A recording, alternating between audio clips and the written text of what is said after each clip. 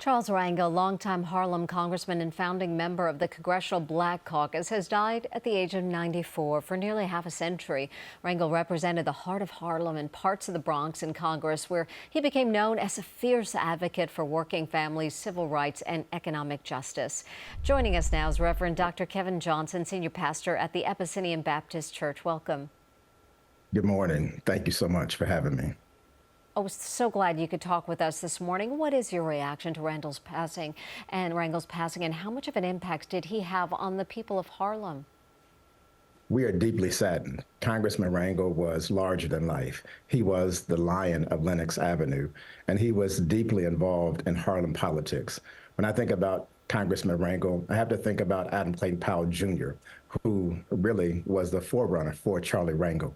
And while Charlie has succeeded Dr. Powell, the reality is that Charlie had his own style, he had his own flair, and he had his own way of making sure that he accomplished a lot here in Harlem.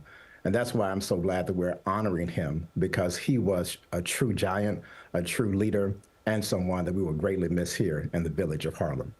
And I wanted to ask you, Congressman Rangel and your predecessor, Dr. Calvin Butts, had such a deep partnership. What made their collaboration so effective? You know, most great civil rights leaderships are really built because you have somebody in Congress and you have somebody who's on the streets. Dr. Butts was on the streets and Charlie Rangel was in Congress. And they worked hand in hand with building the empowerment zone. When you talk about Harlem and the Harlem Renaissance, you can't talk about that great victory without talking about Charlie Rangel and Calvin Butts. And so it is because of that partnership that we now have affordable housing, we have a new school, Thurgood Marshall Academy, and so much more, because they knew how to work together to work on behalf of the people in Harlem. In a statement, you said that Congressman Rangel called you personally after you were named the 21st senior pastor of Abyssinian. What did that moment mean to you? Trust me, I'm a little boy from Texas, and to get a call from the lion of Lenox Avenue, Charlie Rangel, saying, "Welcome to Harlem." This is my third time back here in Harlem, and I remember meeting him for the first time when I was an intern.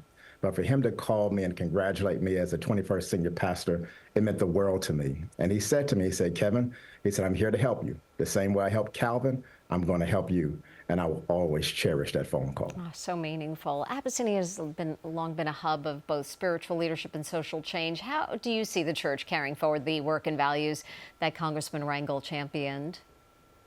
We have to carry on. We have to carry the leadership. We have to continue to be a voice for the voiceless. We have to continue to fight for housing because the housing prices are extremely high. But more importantly, we have to make sure that the people have a voice.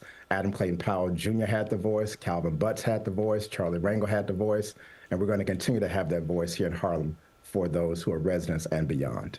Reverend Dr. Kevin R. Johnson, senior pastor of the Abyssinian Baptist Church, thanks for joining us. Thank you. And you could read more about the life of Charles Rangel on our website at cbsnewyork.com.